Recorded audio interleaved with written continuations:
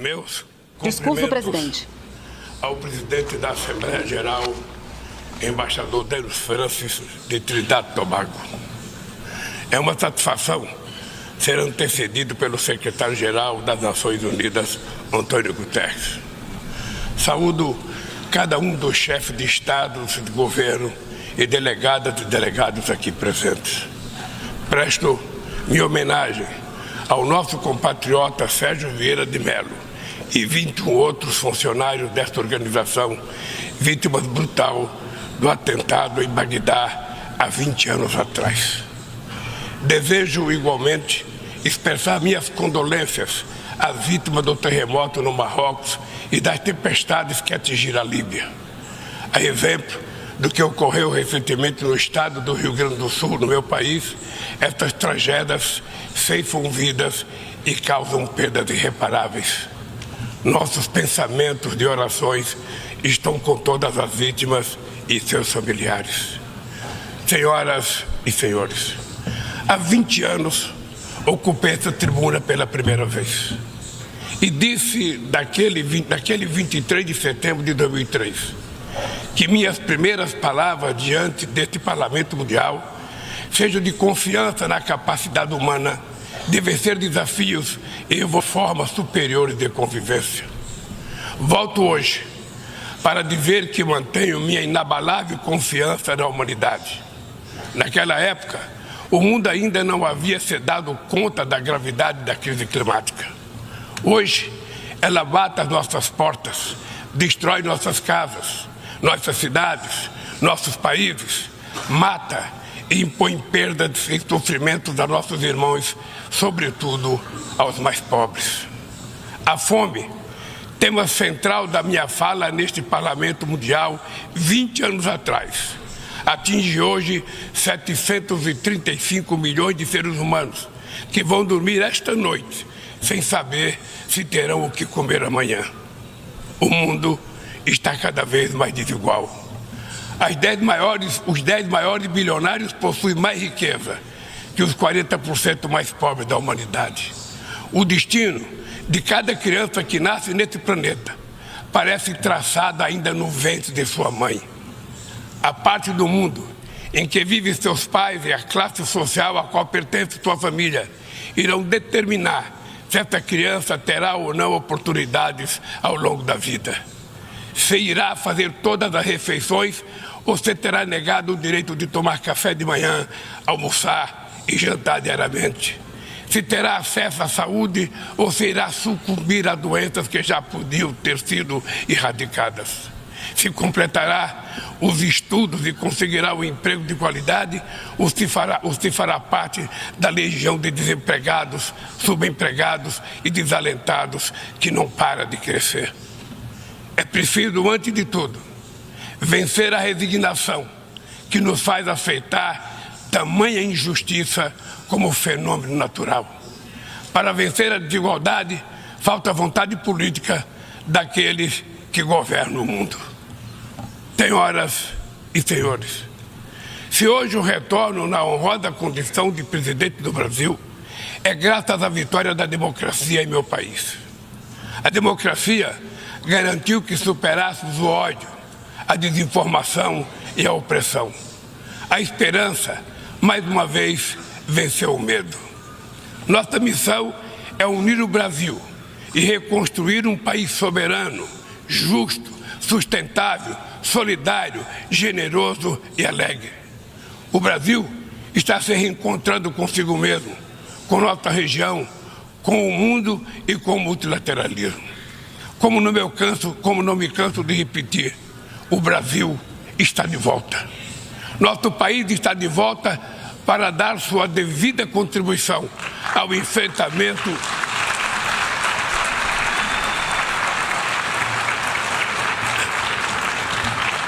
Nosso país está de volta para dar a sua devida contribuição ao enfrentamento dos principais desafios globais.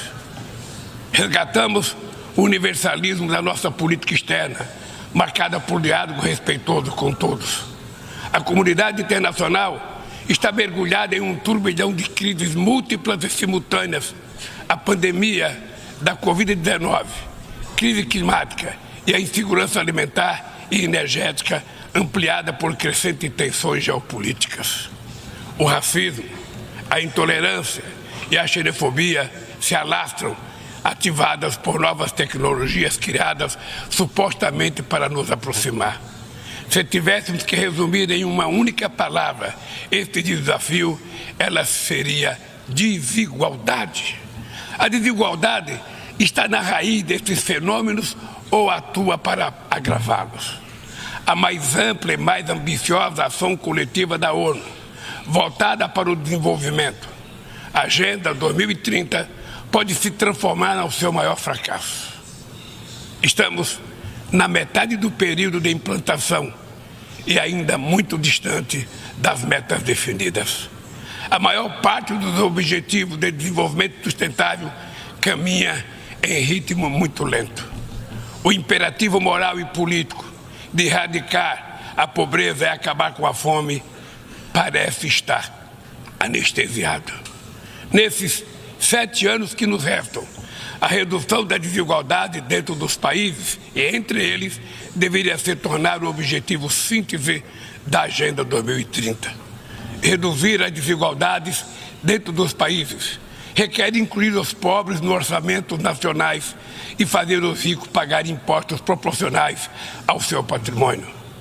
No Brasil, estamos comprometidos a implementar todos os 17 Objetivos de Desenvolvimento Sustentável de maneira integrada e indivisível.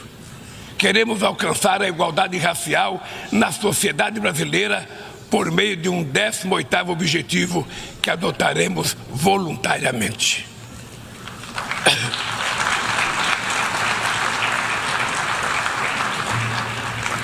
Lançamos o Plano Brasil Sem Fome, que vai reunir uma série de iniciativas para reduzir a pobreza e a insegurança alimentar. Entre elas está o Bolsa Família, que se tornou referência mundial em programa de transferência de renda para famílias que mantêm suas crianças vacinadas e na escola.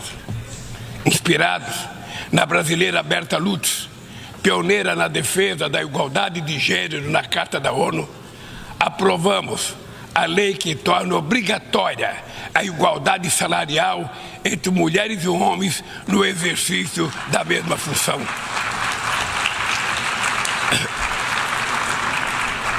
Combateremos o feminicídio e todas as formas de violência contra as mulheres. Seremos rigorosos na defesa dos direitos dos grupos LGBTQI+, e pessoas com deficiência. Resgatamos a participação social como ferramenta estratégica para a execução de políticas públicas. Senhor Presidente, agir contra a mudança do clima implica pensar no amanhã e enfrentar as desigualdades históricas. Os países ricos cresceram baseado em um modelo com alta taxa de emissão de gases danosos ao clima. A emergência climática torna urgente uma correção de rumos e a implantação do que já foi acordado. Não é por outra razão que falamos em responsabilidades comuns, mas diferenciadas. São as populações vulneráveis do sul global as mais afetadas pelas perdas de danos causados pela mudança do clima. Os 10% mais ricos da população mundial são responsáveis por quase a metade de todo o carbono lançado na atmosfera. Nós, países em desenvolvimento, não queremos repetir esse modelo.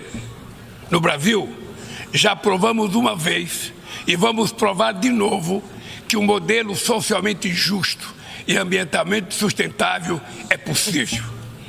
Estamos na vanguarda da transição energética. Nossa matriz já é uma das mais limpas do mundo. 87% da nossa energia elétrica provém de fontes limpas e renováveis.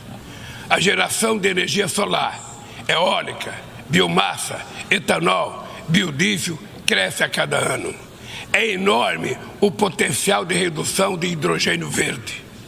Com o plano de transformação ecológica, apostaremos na industrialização e infraestrutura sustentáveis. Retomamos uma robusta e renovada agenda amazônica com ações de fiscalização e combate a crimes ambientais. Ao longo dos últimos 8 meses, o desmatamento na Amazônia brasileira já foi reduzido em 48%. O mundo inteiro sempre falou da Amazônia.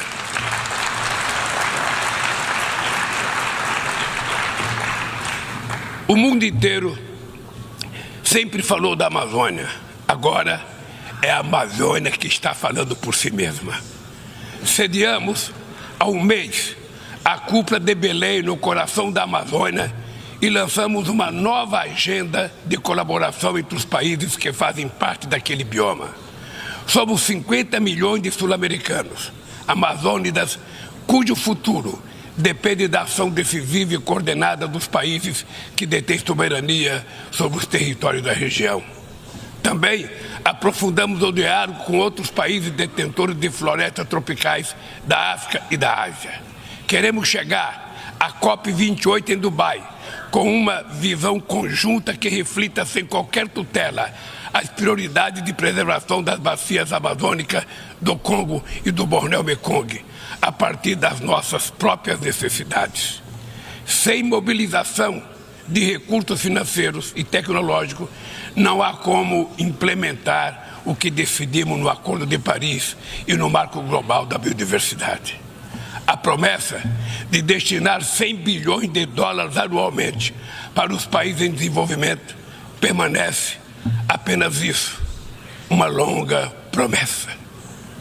Hoje, esse valor seria insuficiente para uma demanda que já chega à casa dos trilhões de dólares. Senhor Presidente, o princípio sobre o qual se assenta o multilateralismo, o da igualdade soberana entre as nações, vem sendo corroído. Nas principais instâncias da governança global, negociações em que todos os países têm voz e voto perderam o fôlego. Quando as instituições reproduzem as desigualdades, elas fazem parte do problema e não da solução. No ano passado, o FMI disponibilizou 160 bilhões de dólares em direitos especiais de saque para países europeus e apenas 34 bilhões para os países africanos. A representação desigual e distorcida na direção do FMI e do Banco Mundial é inaceitável. Não corrigimos os excessos da desregulação dos mercados e da apologia do Estado mínimo. As bases de uma nova governança econômica não foram lançadas. Os BRICS surgiu na esteira desse mobilismo e constitui uma plataforma estratégica para promover a cooperação entre países emergentes.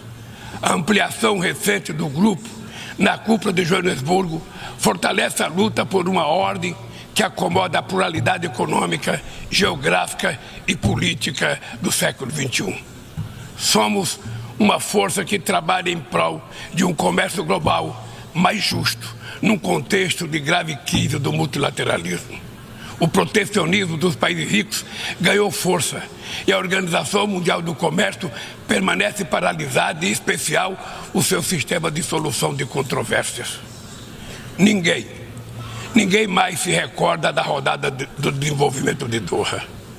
Nesse íntere, o desemprego e a precarização do trabalho minaram a confiança das pessoas em tempos melhores, em especial os jovens do mundo. Os governos precisam romper com a dissonância cada vez maior entre a voz do mercado e a voz das ruas. O neoliberalismo agravou a desigualdade econômica e política que hoje assola as democracias. Seu legado é uma massa de deserdados e excluídos. Em meio aos seus escombros, surgem aventureiros de extrema-direita que negam a política e vendem soluções tão fáceis quanto equivocadas. Muitos sucumbiram à tentação de substituir um neoliberalismo falido por um nacionalismo primitivo, conservador e autoritário.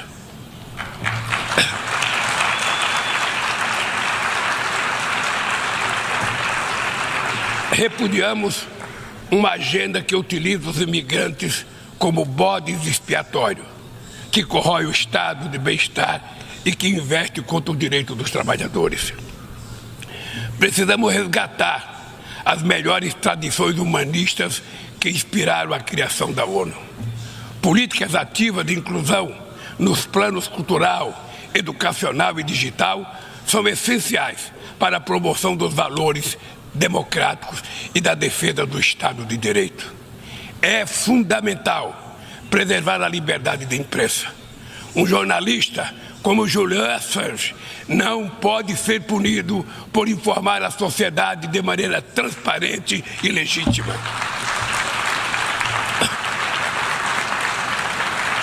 Nossa luta é contra a desinformação e os crimes cibernéticos. Aplicativos de plataformas não devem abolir as leis trabalhistas pelas quais tanto lutamos.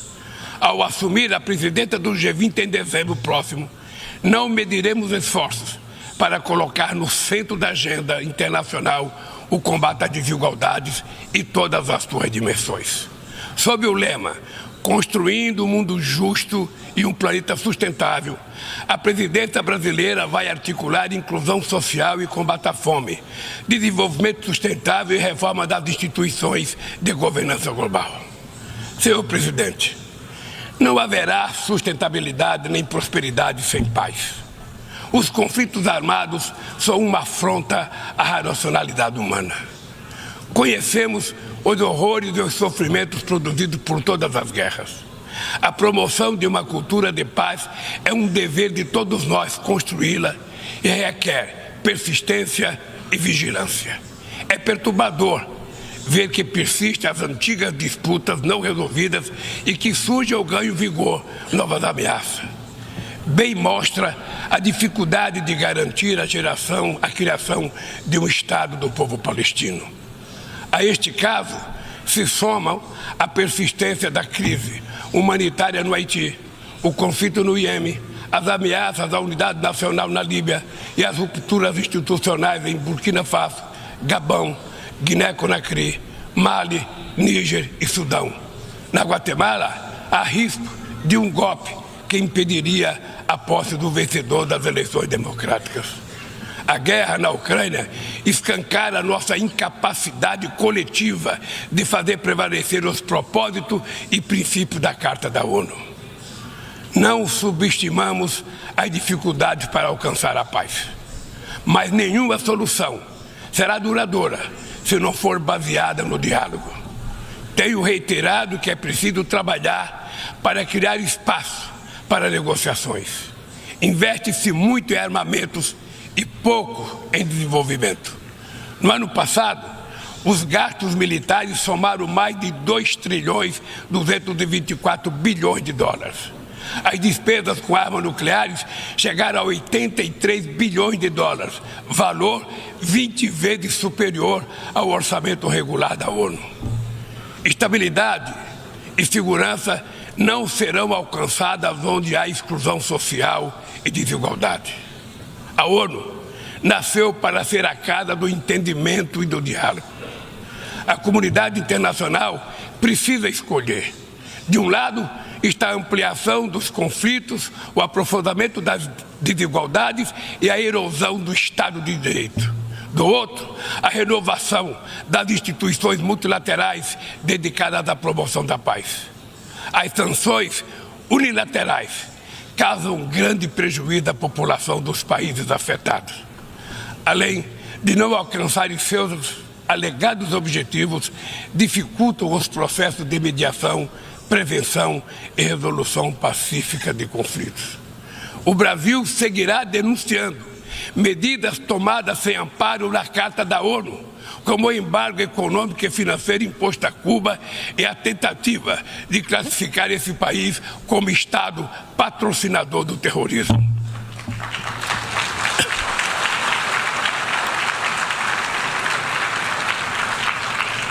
Continuaremos críticos a toda tentativa de dividir o mundo em zona de influência e de reeditar a Guerra Fria. O Conselho de Segurança da ONU vem perdendo progressivamente a sua credibilidade. Essa fragilidade decorre, em particular, da ação de seus membros permanentes, que travam guerras não autorizadas em busca de expansão territorial ou de mudança de regime. Esta paralisia é a prova mais eloquente da necessidade e urgência de reformá-lo, conferindo-lhe maior representatividade e eficácia. Senhoras e senhores, a desigualdade precisa inspirar indignação. Indignação com a fome, a pobreza, a guerra, o desrespeito ao ser humano. Somente movidos pela força da indignação, poderemos agir com vontade e determinação para vencer a desigualdade e transformar efetivamente o mundo ao nosso redor. A ONU precisa cumprir seu papel de construtora de um mundo mais justo, solidário e fraterno. Mas só o fará se seus membros tiverem a coragem de proclamar sua indignação com a desigualdade e trabalhar incansavelmente para superá-la. Eu quero dizer muito obrigado a todos vocês.